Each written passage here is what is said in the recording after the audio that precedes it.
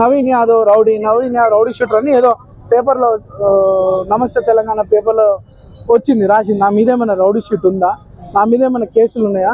వాళ్ళు పెట్టిన false cases అన్నీ కూడా కోర్టులో జరుగుతున్నాయి. ఒక్క కేసు ప్రూవ్ చేసినా రాజకీయాలు వదిలేసి హైదరాబాద్ వదిలే వెళ్ళిపోనికి సిద్ధం. నా మీద పెట్టిన కేసులు ఫాల్స్గా ప్రూవ్ అయితే మరి కేటీఆర్ వాళ్ళ బీఆర్ఎస్ వాళ్ళు రాజకీయం పక్కన తప్పుకుంటారా అని నేను ఛాలెంజ్ చేస్తున్నాను. మళ్ళీ నిన్న మీరు అడిగినట్టు ప్రచార రథం నేను వీడియో చూసిన ఏదో తగలబెడతా అని డైలాగులు కొడుతున్నాడు. మా పబ్లిక్కి తెలిస్తే నవీన్ యాదవ్ చాలా ఓపికగా ఒక డ్రీమ్తోనే నా ప్రజలకు సేవ చేయాలన్న ఒక ఆలోచనతోనే 17-18 సంవత్సరాలుగా ఓపికగా ఉంటూ ఈడి వరకు నా ప్రయాణం జరిగింది. భవిష్యత్తు కూడా అట్లానే ఉండాలని అనుకుంటాం. మా పిల్లలు ఎవరికి కూడా ఆ తగలబెడతాడన్న విషయం తెలియదు. దానికి లీగల్గా పోలీస్ కంప్లైంట్ ఇచ్చినాం, ఎఫ్ఐఆర్ అయింది. Police will take action. ఫర్దర్గా బీఆర్ఎస్ వాళ్ళు పిచ్చి పిచ్చి వేషాలు పిచ్చి తమాషాలు వేసుకొని ఇది నా ఇల్లు జూబ్లీహిల్స్ నా ప్రాంతం ఎక్కడి నుండో వచ్చి ఈడ మనుషుల్ని కొడతాం తగలబెడతాం అంటే మీరు కాదు కదా, మీ బాసులు కూడా గల్లీలకి బయటికి పోలేరు అని చెప్పి సందర్భంగా తెలియచ్చు. మీరేమైనా అభివృద్ధి చేసి ఉంటే అభివృద్ధి కార్యక్రమాలు చేసి ఓటు అడగండి, అభ్యంతరం లేదు.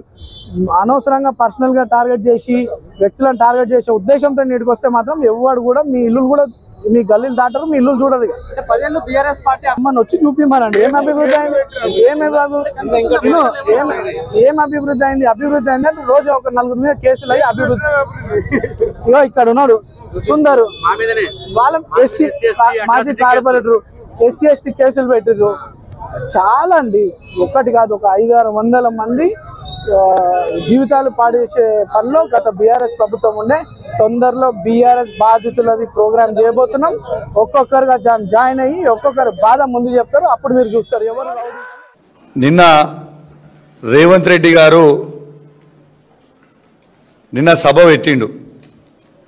సినిమా కార్మికులందరికీ కూడా ఇది చేస్తా అది చేస్తా అని చెప్తా ఉన్నాడు.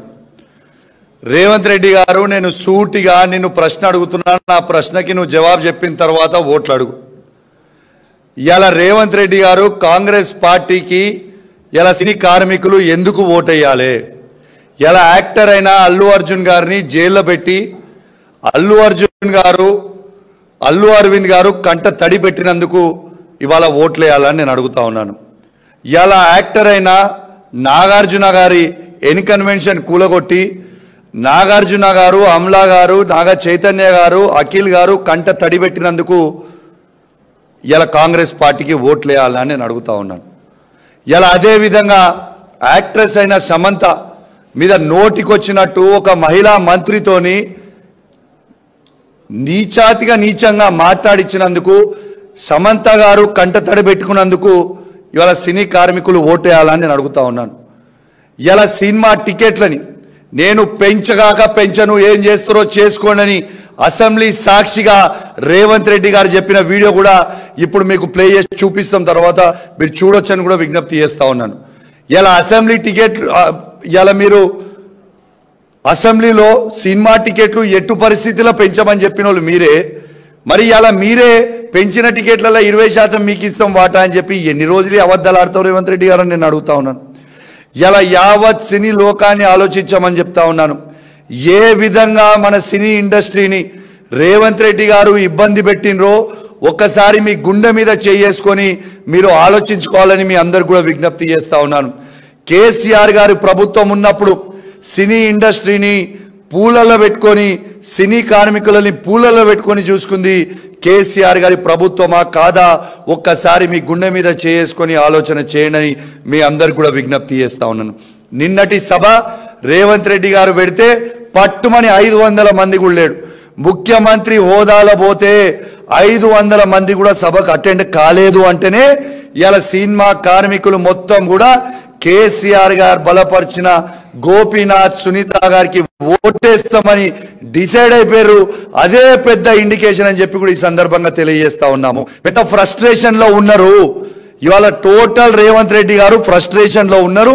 ఇలా మా సుదర్శన్ రెడ్డి గారు చూపిస్తున్న విజువల్స్ ఇంతకు ముందు నేను కూడా వస్తా ఫోన్లో చూసుకుంటా వచ్చిన. ఇలా దాడులు చేస్తా ఉన్నారు, రౌడీజం చేస్తా ఉన్నారు.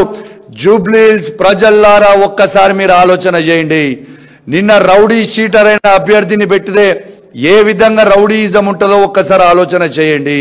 ఇవాళ ఎమ్మెల్యేలని ఇలా మమ్మల్నే తిరగనియాడట, గల్లీల నుంచి మమ్మల్నే బయటికి పోనీయడట.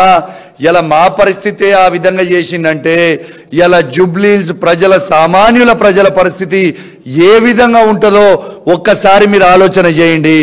రేపు బాంబుని తీసుకొచ్చి మీ కుర్చీ కింద పెట్టుకున్నట్టే, కత్తులు తీసుకొచ్చి కాంగ్రెస్ పార్టీ రౌడీలకి మీరు ఓటేస్తే బాంబులు తీసుకొని కత్తులు తీసుకొని మీ కుర్చీ కింద మీరు పెట్టుకున్నట్టే ఒక్కసారి మీరు అందరు కూడా ఆలోచన చెయ్యాలని మీ అందరు కూడా విజ్ఞప్తి చేస్తూ, జూబ్లీహిల్స్ ప్రజల ద్వారా ఒక్కసారి హైదరాబాద్ సిటీని మీ గుండె మీద చెయ్యేసుకొని ఇలా కేసీఆర్ గారు కేటీఆర్ గారు ఏ విధంగా హైదరాబాద్ని అభివృద్ధి చేసిండో ఒక్కసారి మీ అందరు కూడా ఆలోచించాలని విజ్ఞప్తి చేస్తూ, మీ అందరికి కూడా నా చేతులు జోడించి మరీ కోరుతా ఉన్నాను.